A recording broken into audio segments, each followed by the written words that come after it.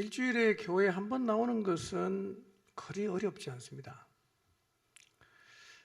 그러나 진정한 그리스도인으로 살아가는 것은 쉬운 일이 아닙니다. 왜냐하면 우리가 서 있는 자리가 영적인 전쟁터이기 때문입니다. 사단은 우리를 무너뜨리려고 지금도 끊임없이 공격하고 있습니다. 마음을 공격하는 거죠. 그래서 신앙생활을 하는데 마음이 불안하고 늘 요동하고 복잡하고 부글부글하고 혼란스러운 상태로 사는 사람이 많습니다. 왜 주님이 승리하셨는데 우리는 기쁘지 않을까요? 왜 주님이 승리하셨는데 우리의 마음에는 고요와 평안이 없고 늘 난장판과 같을까요? 이유는 영적으로 패배해서 우리의 마음이 사단에게 점령당했기 때문입니다. 우리가 영적으로 패배하면 나타나는 현상이 있습니다. 말씀과 삶의 괴리를 느껴요. 내가 말씀 읽어도 안 되더라. 내가 믿는다고 해도 안 되더라. 그래서 하나님 말씀을 붙잡을 수가 없어요. 그러다 보니까 점점 말씀의 영향을 받지 못하게 돼요. 그러면 신앙이 어떻게 되겠어요? 몸이 건조해집니다. 그리고 아주 무기력해져요. 여러분, 우리가 그리스도인답게 살려면 무장한 군인처럼 살아야 됩니다. 그래서 일상에서 벌어지는 영적인 싸움에서 이겨야 합니다. 그래야 사명의 자리에 설 수 있고요. 그래야 하나님 말씀 읽으면 그것이 우리의 마음에 힘으로 다가오게 됩니다. 그런데 우리가 영적 전쟁과 관련해서 꼭 기억해야 할 중요한 사실이 하나가 있어요. 그게 뭐냐면 여러분, 우리가 영적 전쟁을 해서 이겼다고 차지한 공간이 계속 확보되는 건 아니에요. 내가 차지한 공간을 유지하려고 하면 뭐가 있어야 돼요? 계속 힘이 있어야 됩니다. 차지해도 힘이 떨어지면 다시 공간 내주게 되어 있습니다. 그래서 영적 전쟁은 밀기도 하고 밀리기도 하는 거예요. 중요한 것은 우리가 얼마나 무장 상태를 잘 유지하느냐, 이게 관건이 되는 거죠. 여러분, 복음 집회 때 열심히 기도하고 무장해서 사랑하는 사람을 건지기 위해서 어느 정도 우리가 공간을 확보를 했을 거예요. 그럼 그 공간은 그냥 머뭅니까? 여러분, 힘을 잃어버리면 그 공간 금방 잃어버립니다. 없어져요. 금방 뺏기는 거예요. 그래서 우리가 영적으로 꾸준하게 무장하는 것이 얼마나 중요한가를 생각하게 하는 것이죠. 여러분, 영적인 힘은 꾸준하게 유지가 되어야 합니다. 들쭉날쭉한다면 이번 한 주 다시 한번 여러분의 영적인 힘을 좀 꾸준하게 유지할 수 있는 자리로 돌아가게 되시기를 바랍니다. 자, 설교 제목 읽어보겠습니다. 시작. 네, 다시 한번 더 읽어볼까요? 시작. 예. 교회에 대한 잘못된 그림이 참 많아요. 대표적으로 두 가지만 제가 말씀드리면, 첫 번째 잘못된 그림은 교회가 필요 없다는 거예요. 그거 교회가 왜 필요하냐? 내 혼자 다 할 수 있다.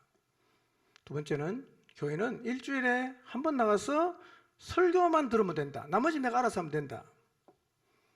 라는 그림인데 아주 잘못된 그림입니다. 이것은 마치 가정이 왜 필요하냐? 태어나면 지가 알아서 하면 되지. 라고 하는 것이나, 난 가정은 필요하지만 가족관계는 필요 없다. 그냥 하숙집처럼 먹고 자고 하는 일만 하고 그 다음에는 각자 알아서 하면 된다고 하는 것하고 똑같은 거예요. 여러분, 우리가 인생을 살아가는데 중요한 가치 어디서 다 배웁니까? 전부 가정에서 배웁니다. 어린 시절에 가정에서 배운 게 제일 힘이 세요. 자고 나서 이불 개는 거, 뭐 청소하는 거 어디서 배웠어요? 다 가정에서 배웠잖아요. 평생 안 잊어먹습니다. 그러니까 신앙생활을, 여러분, 내가 태어났어요. 어떻게 살아야 되는지 누가 가르쳐 줍니까? 그것이 영적인 가정인 교회가 가르쳐 준다는 거예요.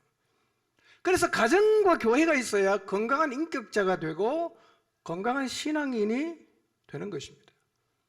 여러분, 생각해 보십시오. 태어났는데 가정이 없다. 이 사람이 건강하게 자랄 수 있겠습니까? 영적으로 태어났지만 교회가 없다. 여러분, 이 사람이 건강하게 자랄 확률은 굉장히 희박하다고 봐야 돼요. 기억하십시오. 교회는 필요 없는 것이 아니에요. 교회는 절대적으로 필요한 것입니다. 교회는 다니는 것이 아니에요. 내가 교회여야 하는 것입니다. 내가 지체가 되는 거예요. 내가 한 몸이 되는 거죠. 다니니까 자꾸 이제 비난하고 비판하지만요, 한 몸 되어 살면 그거를 개선하려고 하지 손가락질 하지 않습니다. 내가 교회에 속해야 됩니다. 반드시 지체와 관계를 맺어야 됩니다. 연결돼야 됩니다. 더불어 살아가야 합니다. 이것이 바른 신앙생활이에요. 자, 오늘은 두 가지 말씀드리겠습니다. 누가 교회인가? 두 번째, 그럼 교회의 모습은 어떠해야 하는가 하는 것을 오늘 본문 말씀을 중심으로 상고하도록 하겠습니다. 자, 먼저 누가 교회인가? 교회만 다니면 다 교회인가? 그렇지 않습니다. 교회 안에 불신자가 많습니다. 신앙 없이 교회 다니는 사람 적지 않습니다. 그 사람은 교회가 아니에요. 구도자입니다. 누가 교회인가? 이걸 규정해야 됩니다. 이걸 규정하지 않으면 교회가 결국 이상해질 수밖에 없어요. 여러분, 교회인 사람과 교회 아닌 사람을 섞어놓고 하면 교회다운 교회가 되는 게 불가능해집니다. 누가 교회인가? 사도행전 2장 37절 38절 보겠습니다. 시작. 그들이 이 말을 듣고 마음에 찔려 베드로와 각 다른 사도들에게 물어 이르되, 형제들아, 우리가 어찌할꼬 하거늘. 베드로가 이르되, 너희가 회개하여 각각 예수 그리스도의 이름으로 침례를 받고 죄사함을 받으라. 그리하면 성령의 선물을 받으리니. 여러분, 누가 교회인지를 규정하는 것은 굉장히 중요합니다. 예루살렘 교회 어떻게 시작됐는가? 오순절 성령의 충만을 입은 베드로의 설교를 통해 회심한 사람들로 시작이 됐어요. 교회는 어떤 것인가? 분명한 회심의 흔적이 있는 사람들의 모임이에요. 세상에서 확실하게 불러냄을 받은 사람의 모임이 교회입니다. 회심하지 않은 사람은 교회가 아니에요. 회심하지 않는 사람은 구도자입니다. 섞으면 안 돼요. 구분해야 됩니다. 그래야 교회다워질 수 있는 거죠. 자, 회심했다는 게 어떤 의미인가? 지난주 말씀드렸지만 간단하게 좀 정리하겠습니다. 여러분, 베드로의 설교를 들은 사람은 마음이 굉장히 찔림을 받았어요. 베드로의 설교의 요지는 이거예요. 오늘 너희가 보고 있는 이 신기한 일은, 이 놀라운 일은 800년 전에 예언했던 선지자 요엘의 예언 성취다. 그리고 누구든지 주의 이름을 부르면 구원받는데 그 주가 누구냐면 예수님이다. 이렇게 얘기합니다. 22절, 23절, 24절. 예수 그리스도의 생애, 예수 그리스도의 십자가, 예수 그리스도의 부활. 그리고 부활이 너무 중요하니까 26절부터 35절까지 부활에 대해서 이것이 그냥 우연히 일어난 일이 아니라 다윗의 예언의 성취라고 길게 설명을 하죠. 그리고 이렇게 설교의 결론을 맺습니다. 36절 보겠습니다. 시작. 그런즉 이스라엘 온 집은 확실히 알지니 너희가 십자가에 못 박은 이 예수를 하나님이 주와 그리스도가 되게 하셨느니라 하니라. 예, 여기서 중요한 말은요, 베드로가 이렇게 말합니다. 너희가 십자가에 못 박았다, 이렇게 말하는 거예요. 베드로는 예수님을 죽인 사람을 빌라도라고 말하질 않아요. 빌라도가 시켜서 따라 했던 로마의 군병이라고도 말하지 않습니다. 그리고 이 모든 일을 배후에서 사주했던 유대 종교 지도자도 아니고 바로 너희가 십자가에 못 박아 죽였다, 이렇게 얘기합니다. 여러분, 베드로는 그 현장에 있었던 사람이기 때문에 베드로의 설교를 듣는 청중이 예수님을 십자가에 못 박지 않았다는 건 잘 알아요. 근데 왜 베드로는 너희가 예수님을 십자가에 못 박았다고 얘기하는 걸까요? 본인도 알고 있는데. 여러분, 예수님이 왜 십자가 달리셨어요? 죄인을 구원하기 위해서 십자가에 달리셨어요. 근데 그 앞에 베드로의 설교를 듣는 모든 청중은 다 뭐예요? 죄인이죠. 예수님은 죽기 위해서 오셨어요. 죄인을 위해서 죽기 위해서 오셨습니다. 그래서 그분은 로마의 군병이 죽은 게 아니라 사실은 죄인인 우리가 죽인 거예요. 너희가 죽였다. 오늘 제가 여러분에게 말씀드리면 우리가 죽였다, 이렇게 말씀드릴 수가 있어요. 정확한 사실입니다. 우리가 죽인 거예요. 이게 마음에 와닿지 않으면, 이게 이해가 안 되면, 이게 받아들이지 않으면 안 믿는 겁니다. 안 믿는 거예요. 우리의 죄가 뭡니까? 우리가 무슨 죄를 그렇게 많이 지었어요? 여러분, 죄는요, 창조주 하나님을 거부한 거죠. 하나님은 인간을 만들 때 인간이 어떻게 살아야 되는지 질서를 다 갖고 계셨어요. 근데 인간이 하나님을 떠났잖아요. 하나님 질서 거부합니다. 그리고 자기가 자기 인생의 질서를 정했어요. 그리고 그 질서를 따라 살아갔어요. 이게 뭐냐? 죄라는 거예요. 죄는 하나님의 질서를 거부하고 자기 인생의 질서를 자기가 만든 게 죄란 말이에요. 그래서 그런 사람이 다 죄인이고 그 사람 때문에 예수님 십자가에서 죽으셨어요. 여러분, 핸드폰을 만든 사람이 있죠? 핸드폰을 만든 사람은 핸드폰이 작동하는 질서를 정해뒀어요. 그리고 핸드폰은 이 질서를 따라야만 핸드폰의 역할을 제대로 할 수 있어요. 그런데 핸드폰이 만든 사람이 정해놓은 질서를 거부하고 자기 마음대로 작동하기를 시작하면 우리는 그 상태를 뭐라고 말합니까? 고장났다 그러는 거예요. 이걸 창조주 하나님과의 관계 안에서 설명하면 이게 바로 뭐예요? 이게 죄라는 거예요. 예수님은 우리의 죄, 하나님의 질서를 거부하고 자기가 인생의 질서를 만들어 놓고 그 질서를 따라 살아가고 있는 그 죄인을 구원하기 위해서 십자가에 못 박히셨어요. 그래서 누가 십자가에 못 박은 겁니까? 너희가, 우리가 못 박은 거예요.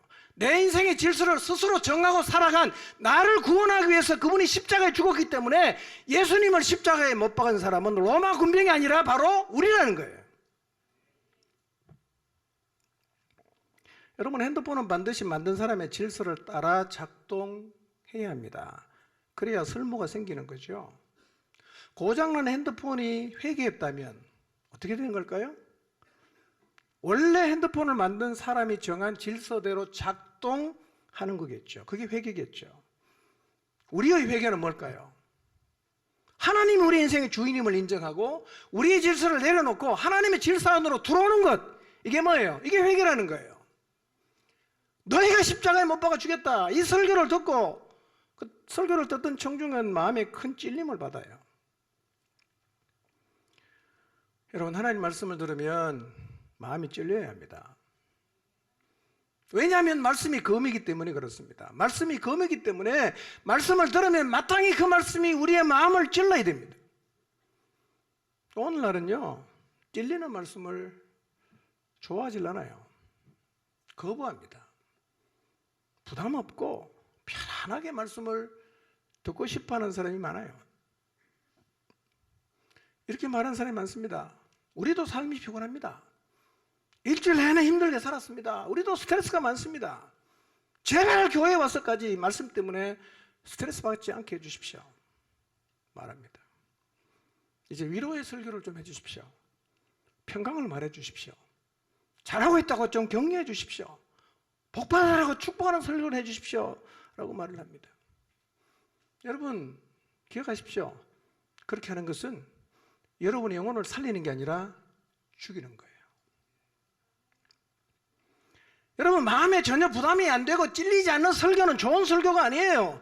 좋은 설교는 말씀이 마음을 찔러서 우리 속에 담겨진 죄를 드러내고 우리의 마음속에 숨겨진 나쁜 의도를 드러내서 다시 하나님의 질서 안으로 돌아오게 하는 거예요. 여러분, 하나님의 질서 안에 진정한 평강이 있습니다. 거기에 기쁨이 있고 거기에 위로가 있고 거기에 희망이 있는 거예요. 그래서 우리의 삶이 아무리 힘들고 사는 게 힘겨워도 하나님 말씀을 통해서 길을 알려주고 그 길을 가야 살 수 있습니다 라는 도전이 영혼을 살리는 말씀임을 잊지 마시기를 바랍니다. 여러분, 오늘도 말씀을 들으면서 마음이 찔리게 되시기를 바랍니다. 찔림 받은 사람의 반응이 뭐였어요? 어찌할꼬 탄식하는 거예요. 그리고 회개했어요. 여러분, 구원받은 사람은 이 자리에서 경험이 있어야 돼요. 탄식하고 회개한 경험이 있어야 됩니다. 회개가 뭐죠? 회개는 쉽게 설명하면 이거예요. 내가 만든 질서를 버리고 하나님의 질서로 돌아가는 거예요. 그래서 회개는 세상을 향하던 우리의 몸 전체를 완전히 돌아서는 거예요. 이게 회개예요. 과감하게 돌아서서 하나님의 질서를 받아들이는 게 회개라는 거예요. 머리만 끄트리는 게 회개가 아니에요. 몸을 돌이켜야 됩니다. 근데 어쩌면 오늘 우리는요, 돌아서지 않고 세상을 여전히 바라보고 추구하고 있으면서 등 뒤로 손만 살짝 내밀어 하나님 나 도와주세요 라고 이렇게 부탁하고 있을 수도 있습니다. 왜 우리가 어찌할고 하지 않을까요? 왜 회개하지 않을까요? 여러분 사실은요, 회개하지 않는 가장 큰 이유는 탄식이 없기 때문에 그렇습니다. 말씀을 들어도 안 찔리니까 무슨 탄식할 게 있을까요? 죄가 안 드러나고 마음에 숨은 의도가 하나도 안 드러나니까 탄식하지 않죠. 그러니까 몸을 완전히 돌이키는 회개가 없는 겁니다. 여러분 탄식과 회개의 자리에 누가 서느냐? 내 힘으로 안 되는 것을 경험한 사람이 서는 자리예요. 내 힘으로 안 되는 게 없는 사람은 신앙을 갖기가 힘들어요. 능력이 많아서 문제를 스스로 해결하고 문자 한 통 보내고 전화 한 통 하면 다 문제를 해결할 수 있는 사람은요, 자기 질서를 절대로 안 버립니다. 그냥 그렇게 살아요. 그러나 내 힘으로 할 수 없는 난제 앞에, 한계 앞에 설 때 비로소 어떻게 하면 되냐라고 탄식하게 되는 거예요. 죄를 이기지 못하고 욕망을 어찌하지 못하고 노력하고 알지만 살아낼 수 없고 고칠 수 없는 병에 들고 경제적으로 파산하고 깨진 관계를 풀어야 되는데 풀 수 있는 방법을 알 수 없고 이런 사람이 어찌할꼬 탄식하게 되는 거예요. 그리고 그때 비로소 생각합니다. 내가 옳다고 믿었던 내가 만든 이 질서가 옳지 않구나, 옳지 않을 수 있겠구나. 그리고 진실로 회개하고 자기 질서를 내버리고 하나님의 질서를 받아들이는 일들이 일어나게 되는 거예요. 여러분, 내 힘으로 할 수 없는 자리에 서는 게 그런 의미에서는 축복입니다. 내 힘으로 할 수 없는 자리에 서야 내가 만든 질서가 옳지 않다는 걸 깨닫게 되거든요. 그때 비로소 탄식하고 그때 비로소 회개하게 되는 거예요. 저는 우리 모두가 이 자리에 서게 되기를 바랍니다. 아직 이 자리에 한 번도 서본 적이 없다면 꼭 이 자리에 서게 되시기를 바랍니다. 여러분, 예수님을 믿는다고 말하지만 자신의 무능함과 함께 탄식하고 몸을 돌이키는 진정한 회개의 자리에 선 적이 한 번도 없다면 다시 한번 돌아보시길 바랍니다. 이 자리에 서보지 않은 사람은 변화된 삶을 살 수가 없습니다. 왜냐하면 이 자리에 서지 않은 사람은 계속 자기 질서를 따라 살 거기 때문입니다. 뭐가 변합니까? 내 질서를 버리고 하나님의 질서를 받아들이고 그 질서를 따라 살기 때문에 생긴 게 변화 아닙니까? 근데 회개하는 사람은 자기 질서대로 살기 때문에 변하잖아요. 자기가 만든 질서를 따라 계속 살면 어떻게 될까요? 결국 낭떠러지에 떨어집니다. 완전한 절망의 자리, 영원한 멸망의 자리에 이르게 됩니다. 여러분, 돌이키고 회개하시기를 바랍니다. 회개를 우습게 생각하지 마십시오. 회개는 그냥 교회 오면 한 번씩 지나가는 요식 행위가 아니에요. 돌아서야 산다는 말을 싫어하지 마시고 진짜 돌아서시기를 바랍니다. 이렇게 회개하면 어떤 일이 일어납니까? 죄 사함을 받죠. 하나님은 회개한 사람의 죄를 용서하세요. 완전히 용서하십니다. 기억도 안 하세요. 동이 서에서 먼 것처럼 하나님 우리의 죄를 멀리 던져버립니다. 깊은 바다에 던져버립니다. 그 진짜 회개하면요, 죄책을 가질 필요가 없어요. 하나님 우리의 죄를 정말 용서하셨거든요. 그러기 위해서 십자가에 죽으셨거든요. 그리고 침례를 받으십시오. 침례의 의미는 나는 이제 예수님과 함께 십자가에서 죽었습니다 라는 것을 공개적으로 고백하는 것입니다. 성경의 선물을 받게 된다. 이게 뭐예요? 이게 구원이에요. 이 과정이 있어야 돼요. 우리 모두의 삶에서. 이 과정이 없으면 절대로 변하지 않습니다. 39절 40절 보겠습니다. 시작. 이 약속은 너희와 너희 자녀와 모든 먼데 사람 곧 주 우리 하나님이 얼마든지 부르시는 자들에게 하신 것이라 하고 또 여러 말로 확증하며 권하여 이르되 너희가 이 패역한 세대에서 구원을 받으라 하니. 자, 예수님을 주님으로 부르면 구원을 받는다는 이 약속 39절 잘 보세요. 누구에게 주어졌어요? 너희, 그 다음에 너희 자녀, 그 다음에 모든 먼데 사람. 먼데 사람이 누구죠? 이방인이에요. 우리예요, 우리. 먼데 사람이 우리입니다. 이 약속은 유대인뿐만 아니라 먼데 있는 우리 모두에게도 동일하게 주어졌습니다. 그래서 우리도 주의 이름을 부르면 뭘 받아요? 구원받습니다. 원래 하나님의 계획은 유대인만이 아니었어요. 온 세상이었습니다. 베드로는 여러 말로 확정을 했다. 40절 여러 말로 확정했다. 여러 말이 뭐겠어요? 다 예수님 얘기겠죠. 예수님이 누구신가? 예수님이 땅에 살아계실 때 어떤 일을 하셨는가? 그분이 무슨 말씀을 하셨는가? 그걸 사도들이 여러 말로 증거를 냈습니다. 왜냐하면 3년을 같이 따라다녔고 예수님의 증인들이니까 다 얘기할 수 있었어요. 여러분, 교회는 계속 예수님을 전하는 곳이어야 합니다. 교회는 오직 예수님 말씀을 전해야 되고 성도는 예수님의 말씀에 반응해야 됩니다. 아멘이죠? 그게 교회입니다. 여러분, 오늘날 교회가 능력을 잃어버린 이유가 뭘까요? 교회 안에 세상이 물밀듯이 밀려와서 그래요. 어느 틈엔가 교회 안에 세상의 가치와 방식이 밀고 들어왔어요. 세상이 어떠하든 교회는 오직 예수님 말씀대로 가야 되는데 이 폐역한 세상의 방식을 자꾸 받아들이니까 교회가 무력해지는 거예요. 여러분, 하나님 말씀대로 가는 것을 고리타분하게 생각하시면 안 됩니다. 그렇게 가야 되는 거예요. 그것밖에 없어요. 그게 길이에요. 세상이 어떤 것입니까? 40절에 이 패역한 세대에서 구원을 받으라, 그렇게 말을 했어요. 여러분, 패역하다는 말은요 이런 뜻입니다. 굽었다, 구부러졌다, 비뚤어졌다, 부정직하다, 그런 뜻이에요. 우리가 이 패역한 세상에 살면 세상 영향을 받을까요, 안 받을까요? 받죠. 받습니다. 여러분, 오늘 뭐 다 잘 차려입고 와서 예배를 드리고 아주 뭐 사모하는 표정을 하나님을 향해 짓고 있지만 우리의 내면을 가만히 들여다보면 다 뒤틀려 있어요. 구부러져 있어요. 비뚤어졌을 수 있습니다. 그래서 말씀 앞에서 우리는 구부러지고 삐뚤어진 우리의 마음을 다시 봐야 돼요. 그리고 그 말씀 앞에서 다시 내려놓고 하나님을 붙잡는 일이 예배를 통해서 반복적으로 일어나야 하는 것입니다. 그리고 베드로가 이렇게 말합니다. 이 패역한 세대에서 구원을 받으라, 이렇게 말하는 거예요. 여러분, 구원을 받으라는 명령형입니다. 구원을 받을지 말지 우리가 선택하는 거 아니에요. 무조건 다 구원을 받아야 됩니다. 안 받으면 어떻게 돼요? 영원한 멸망이에요. 여러분, 구원받는 것을 선택으로 생각하지 마시기를 바랍니다. 이것은 구원 안 받으면 정말 큰일 나는 거예요. 여러분, 불난 집에 불이 나서 그냥 집이 다 타서 지금 그냥 있는데, 타고 있는데 그것을 안 나오면 어떻게 돼요? 그 나가고 안 나가고 선택입니까? 살려면 무조건 나가야죠. 무조건 나가야죠. 구원은 선택이 아닙니다. 구원은 명령이에요. 여러분 모두 구원 받으시기를 바랍니다. 자, 2장 41절입니다. 시작. 그 말을 받은 사람들은 침례를 받으며 신도의 수가 3,000이나 더하더라. 자, 베드로가 전한 말씀을 받은 사람이 뭘 받았죠?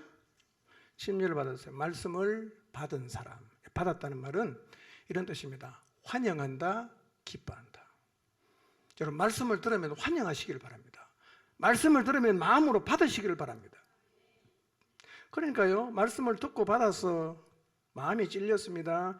탄식하고 회개합니다. 죄사함 받습니다. 성령의 선물 받습니다. 그리고 침례를 받았어요. 이 사람이 어떤 사람이에요? 구원받은 사람이에요. 누가 교회입니까? 이 사람이 교회입니다. 이 사람들의 모임이 교회입니다. 나는 교회인가 교회 아닌가 한번 생각해 보십시오.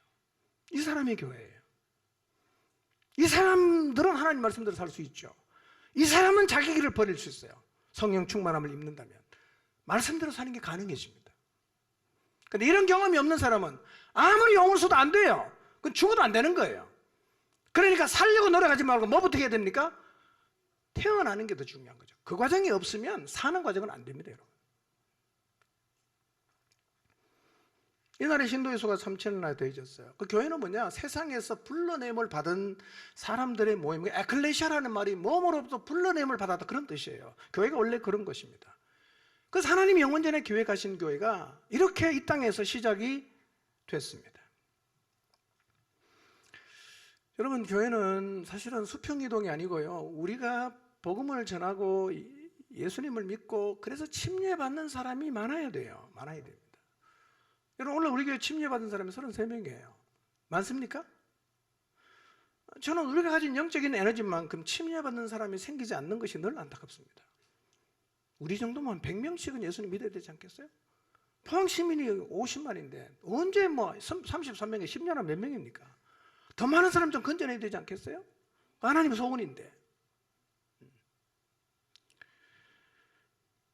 내년에는 올해보다 더 많은 사람이 예수님 그 침례받는 자리로 서게 되기를 바랍니다.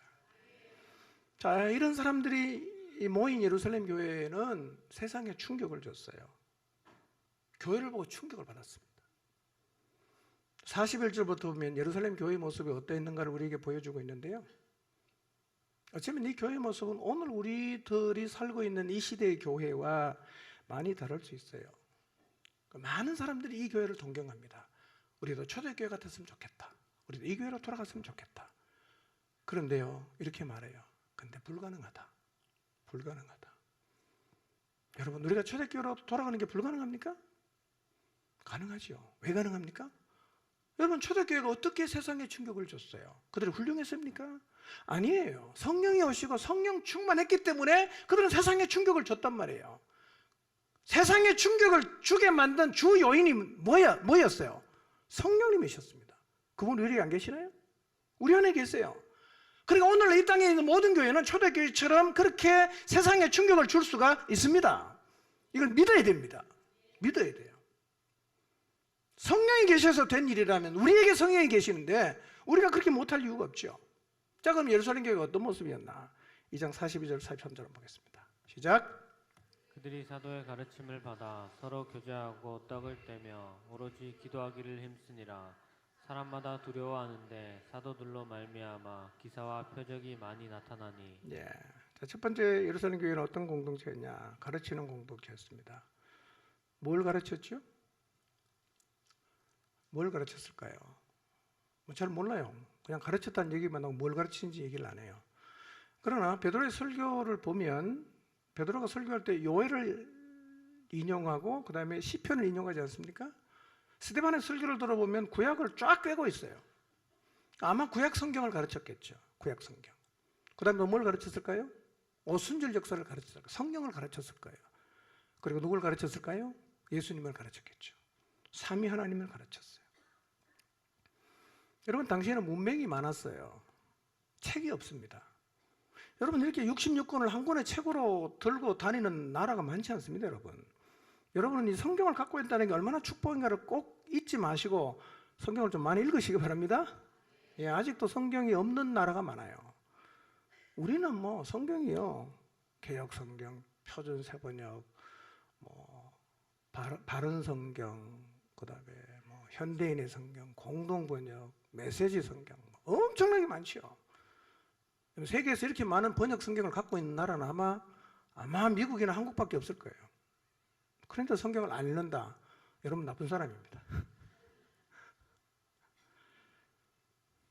그 당시엔 책이 없었어요. 읽을 수도 없고, 그러니까 사도들이 안 가르쳐주면 알 방법이 없습니다. 사도들은 열심히 가르쳤습니다. 그리고 그들은 배웠죠. 여러분, 누가 가르쳤어요? 사도가 가르쳤습니다. 오늘날 교회 안에서 보면요, 교회에서는 안 배우고 꼭 딴 데 가서 배우는 사람이 있어요.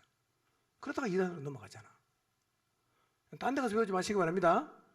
예? 누가 딴 데 가서 배우면 저한테 빨리 신고하시기 바랍니다.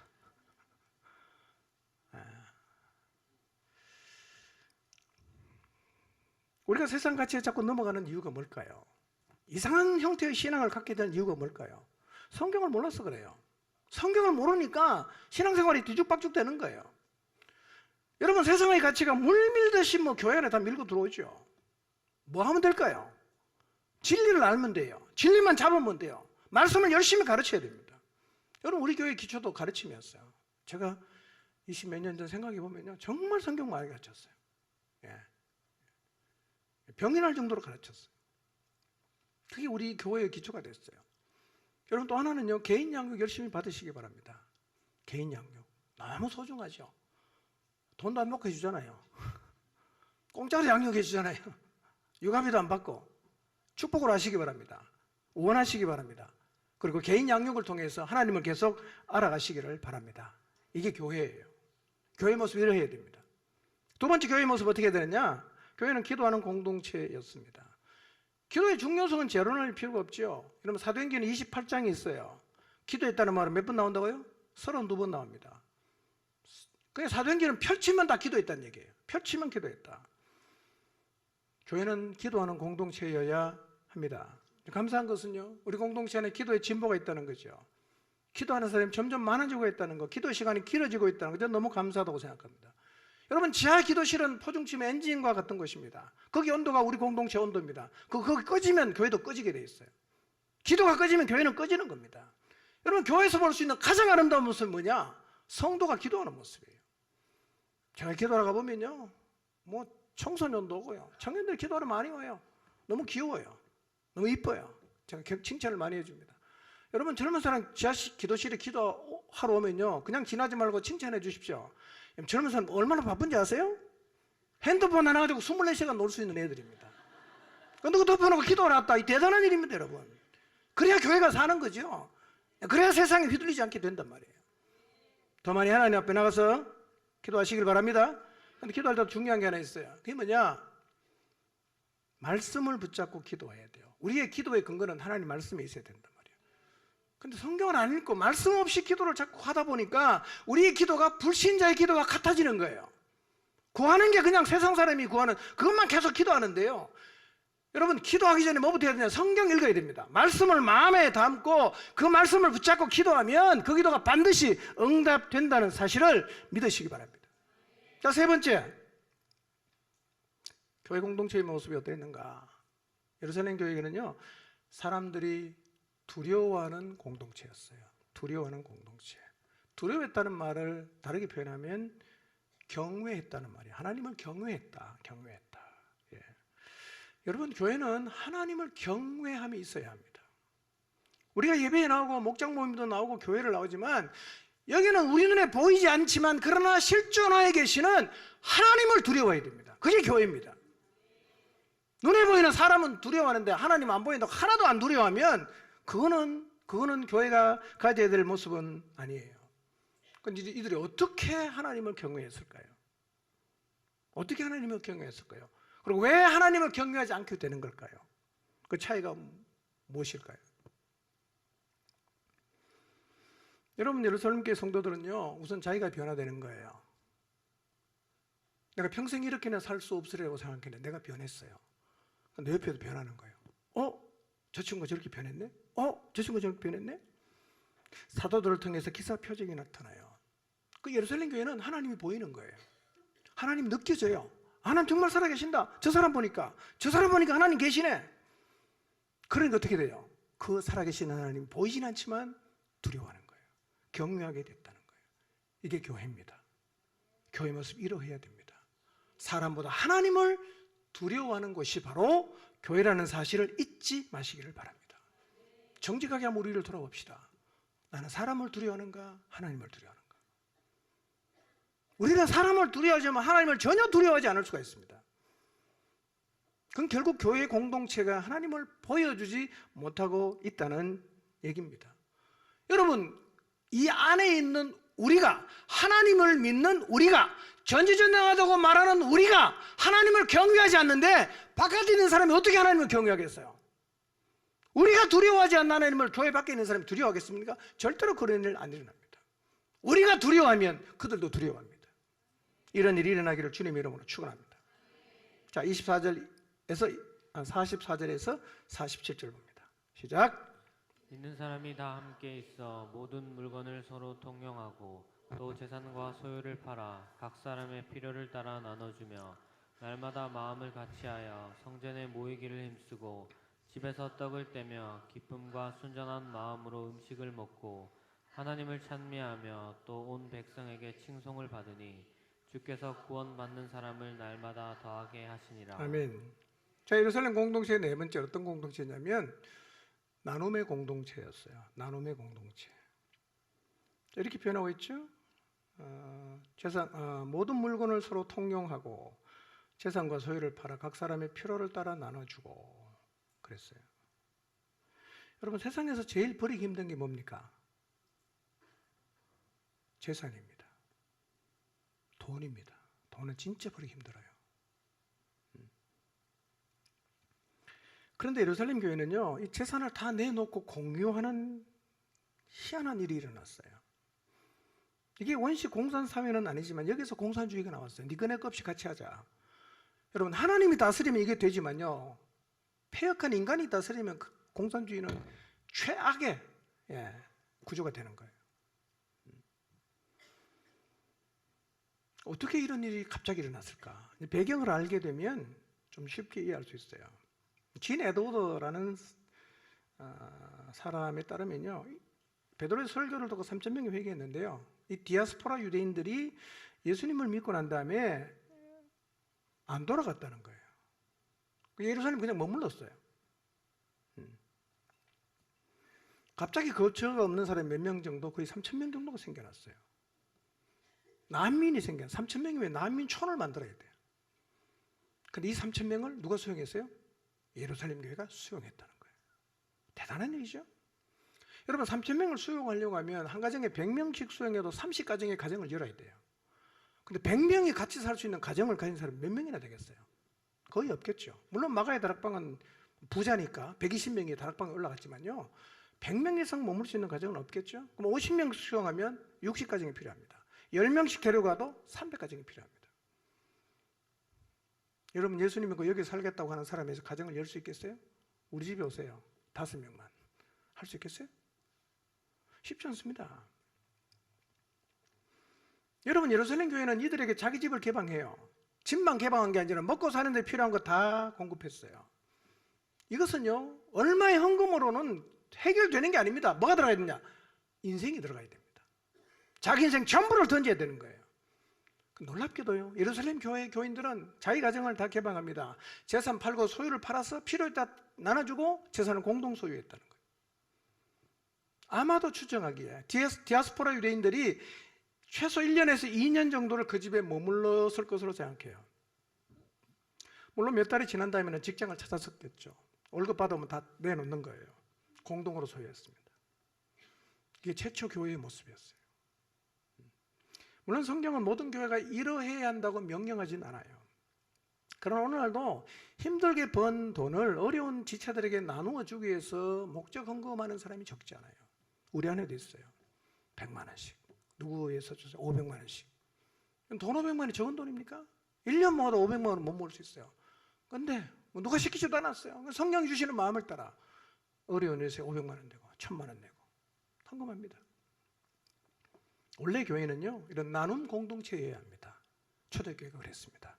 저는 우리 교회라도 계속 이 나눔이 더 활성화되기를 바랍니다. 자, 마지막 5번째. 예루살렘 교회는요, 작은 모임으로 모이는 공동체였습니다. 46절을 보면요, 날마다 마음을 같이하여 성전에 모이기를 힘쓰고 집에서 떡을 떼고 기쁨과 순전한 마음으로 음식을 먹었다 그랬어요. 여러분 잘 보십시오. 46절을요. 두 개의 모임이 있어요. 하나는 어디서 모입니까? 성전에 모여요. 큰 모임이에요. 작은 모임은 무슨 모임입니까? 집에서 모여요. 또 오늘날 교회도 두 개의 모임이 있죠. 큰 모임은 어디서 모입니까? 이 예배실에서 모여요. 작은 모임은 집에서 모이는 거죠. 우리 교육실에서 모이고 그렇게 모이죠. 예루살렘 교회는 이 두 모임이 모두 활발했어요. 3,000명이 넘는 교인이지만요, 집에서 모이는 이 작은 모임을 통해서 다 연결이 되는 거예요. 작은 모임에서 떡을 떼고 음식을 먹고 공유했어요. 여러분, 작은 모임이 왜 필요할까요? 현대인들은 제일 싫어하는 게 뭡니까? 모이라는 거예요. 굉장히 싫어하죠. 우리 교회는 뭐 그런 사람 없어서 감사한데요. 설교도요, 예배도 1시간 넘어가면 그때부터는 자기는 예배 끝났거든요. 일상 팍 쓰고 있습니다. 빨리 안 끝나나? 왜 저렇게 길게 하나? 이러고 앉아있어요. 모이는 거 정말 싫어해요. 우리는 뭐 그걸 뭐 민폐라고 생각도 하고요. 굉장히 싫어합니다. 그래서 일주일에 주일 날 예배 딱 한 번 나오고요. 작은 모임 안 갑니다. 나 그거 필요 없다. 나 하나도 중요하게 생각 안 한다. 이렇게 참석 안 한 사람이 있어요. 여러분, 작은 모임이 정말 필요 없는 걸까요? 그 시간 낭비일까요? 내 취향이 아니니까 거부해도 되는 걸까요? 우리 뭘 믿어야 돼요? 시대를 따라가는 게 아니라 성경을 따라가야 되잖아. 초대교회가 어떻게 했어요? 작은 모임을 했어요. 이 작은 모임은요, 오늘 우리 교회로 말하면 뭐겠어요? 목장인데 이 작은 모임은 하나님의 디자인이에요.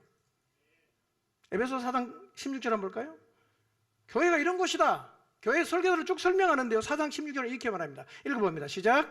그에게서 온 몸이 각 마디를 통하여 도움을 받음으로 연결되고 결합되어 각 지체의 분량대로 역사하여 그 몸을 자라게 하며 사랑 안에서 스스로 세우느니라.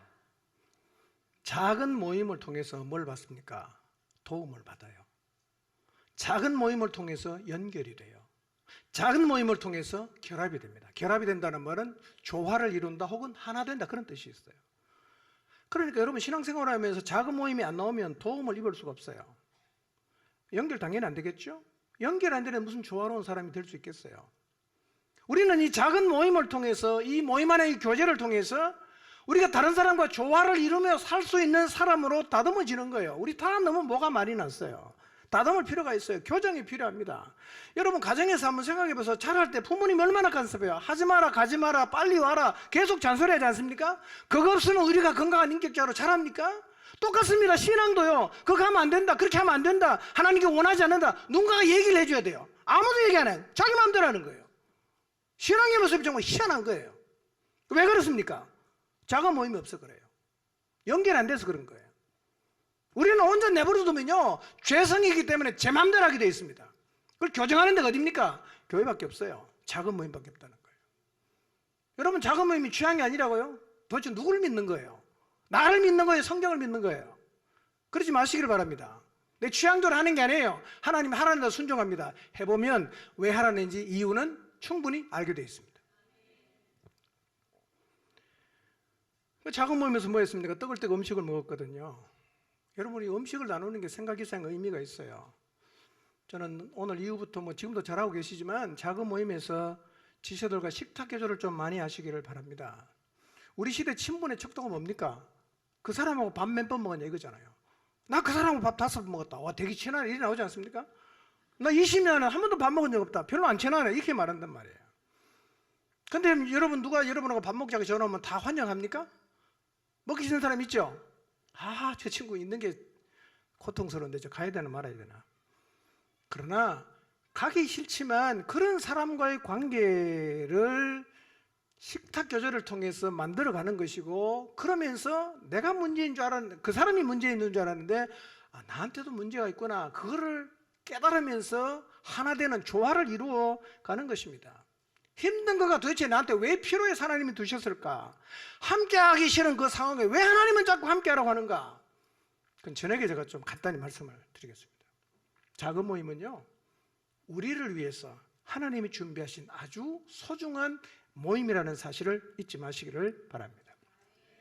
자, 이렇게 예수님 믿고 변화된 삶을 살아내기를 시작하니까요, 세상이 충격을 받았어요. 세상이 충격을 받았어요. 여러분 오늘 교회가 세상에 충격을 줘야 되는데요, 노랑신문에 난리를 해서 충격을 주면 안 되고, 좋은 의미에서 충격을 줘야 돼요. 이런 거죠. 아니 어떻게 저렇게 살 수 있나? 참 존경스럽다. 나도 저렇게 한번 살고 싶다. 나도 저 무리에 속하고 싶다. 저들이 믿는 하나님 진짜 대단한 분이다. 이런 칭송을 받았다는 거예요. 여러분 원래 교회는요, 핍박도 받았지만 칭송도 받았어요. 오늘의 교회는 문제입니까? 핍박도 받고 욕도 얻어먹어. 핍박도 받고 칭송을 받아야 되는데 핍박받고 욕까지 얻어먹으니까 사실은 사람들이 교회를 와보지도 안 하고 거부한단 말이에요. 여러분 교회가 왜 욕을 얻어먹을까요? 교회가 왜 세상 욕을 얻어먹을까요? 가장 큰 이유는요, 사도행전 2장의 패턴이 반복 안 되기 때문에 그렇습니다. 2장을 잘 보면 패턴이 있어요. 한 사람이 예수님을 믿는 과정이 있어요. 믿은 사람들 어떻게 사는지 과정이 있어요. 이 두 개가 연결돼서 계속 돌아가야 돼요. 그러니까 예수님 믿고 태어난 사람이 초대교회 모습대로 살고, 성령 충만한 사람이 다시 복음 전하고, 다시 예수님 믿고 회심하고, 다시 교회가 돌아가고, 이 계속 반복되어 돌아가야 교회가 건강해지는 거예요. 근데 교회가 세상에 왜 욕을 얻어먹냐? 이 패턴이 멈췄다는 거예요. 멈췄다는 의미가 뭘까요? 여러분 이 패턴을 돌아가게 만드는 결정적인 요인이 뭐냐면 성령 충만이에요. 성령의 충만을 입으면 돌아가지만 성령 충만 안 입으면 딱 서버립니다. 안 돌아가요. 성령 충만하지 않으면 이 패턴이 안 돌아가죠. 메말라집니다. 교회가 전혀 교회답지 않은 모습을 그때부터 드러내기를 시작해요. 그 교회가 이기적이 돼요. 우리 건물은 열심히 짓고, 우리를 위해서는 빚도 내고, 우리끼리는 너무 잘 지내지만 세상을 향해서는 너무 인색하고 냉담, 하게 되는 거예요. 그러니까 욕을 얻어먹죠. 여러분, 핍박과 칭송은 공존했지만 우리는 핍박받고 욕을 얻어먹어서는 안 될 겁니다. 여러분, 교회가 세상을 향해 마음을 열고 베풀어야 됩니다. 교회는 세상 속에 존재하죠. 교회는 세상을 구원하는 방주가 아닙니까? 그래서 우리가 하나 되어 지내는 건 참 중요하지만요, 사랑으로 세상을 섬기고 이 세상을 향해서 하나님이 살아계신다는 사실을 보여줘야 되는 거죠. 우리도 세상을 섬기기 위해서 많이 노력하고 있습니다. 예. 잠깐 가만히 생각해 봤거든요. 저도 이 지역을 섬기는 게 참 잘 안 된다. 그게 늘 숙제였어요. 돌아보니까요, 우리가 지금 세상을 섬기기 위해서 하고 있는 게 뭐가 있는가, 뭐 이런 게 생각났어요. 우리 화장실 개방했어요. 저 앞에 화장실 생기기 전에 제가 대충 계산하면 하루에 한 700~800명이 이 교회 화장실 들어왔어요. 네. 데크 휴게시설. 네. 우리 동네 명소입니다. 남녀노소 다 옵니다. 자, 도시락 싸서 소풍도 오고 하여튼 뭐 많이 와요. 어린이날도 개방했죠. 토요일 보면요, 동네 사람 굉장히 많이 옵니다. 주차장 개방했죠. 풋살구장 공유하죠. 지역을 위해서 우리 교회 시설 계속 개방합니다. 흰남노 태풍 왔을 때 우리가 주민을 섬겼습니다. 골목 상권을 살리기 위한 소비운동 계속하고 있습니다. 계속 사랑으로 섬겨야 됩니다. 어떻게 가능하냐? 사도행전 2장의 패턴이 반복되면 가능합니다. 그리고 이 사도행전 2장의 패턴은 무엇이 가능하게 하느냐? 성령 충만이 가능하게 합니다. 자, 이런 일이 일어났을 때 어떻게 되냐? 예루살렘 교회가 칭송을 받으니까 주께서 구원받는 사람을 날마다 더하게 했다, 이렇게 말씀하세요. 이 말을 오해할 수 있어요. 아, 이렇게 칭송을 받으니까 하나님 그냥 사람들은 막 가서 예수님 믿겠구나, 그런 뜻이 아니에요. 그냥 가게 한 게 아니에요. 2장의 패턴이 반복되면 뭐가 계속 반복됩니까? 복음 전파가 계속 반복되는 거예요. 가서 복음 전했어요. 성령이 역사하십니다. 주께로 돌아와요. 이런 일이 계속 일어났다는 것입니다. 여러분, 사도행전 2장을 읽으면서 이 패턴을 한번 잘 생각해 보시기를 바랍니다. 이 패턴은 우리 안에 계속 반복되어야 됩니다. 이게 교회예요. 이런 거죠. 성령 충만을 입습니다. 복음을 전합니다. 성령이 역사하십니다. 마음이 찔립니다. 죄가 드러납니다. 회개합니다. 예수님 믿습니다. 그렇게 생겨난 교회는 성경을 가르칩니다. 오로지 기도합니다. 교회 안에서 하나님을 보고 느껴서 사람들이 하나님을 두려워합니다. 재물을 나눕니다. 작은 모임을 통해서 연결되고 우리가 조화롭게 더불어 살 수 있는 존재로 만들어지는 일이 반복되어 일어나요. 이게 무한 반복되는 게 건강한 교회입니다. 이게 무한 반복되는 것이 살아있는 교회입니다. 관건은 뭘까요? 성령 충만입니다. 성령 충만하면 이 패턴이 반복이 돼요. 이 패턴이 반복이 되면 구원받는 사람은 더해집니다. 여러분, 사도행전 2장을 다시 한번 잘 읽어보시고요, 교회에서 무한 반복되어야 하는 패턴이 무엇인가를 한번 잘 살펴보시기를 바랍니다. 그리고 이 패턴이 우리 안에서 무한 반복되도록 각자가 있는 그 자리에서 성령 충만한 삶을 살아가시기를 주님의 이름으로 축원합니다.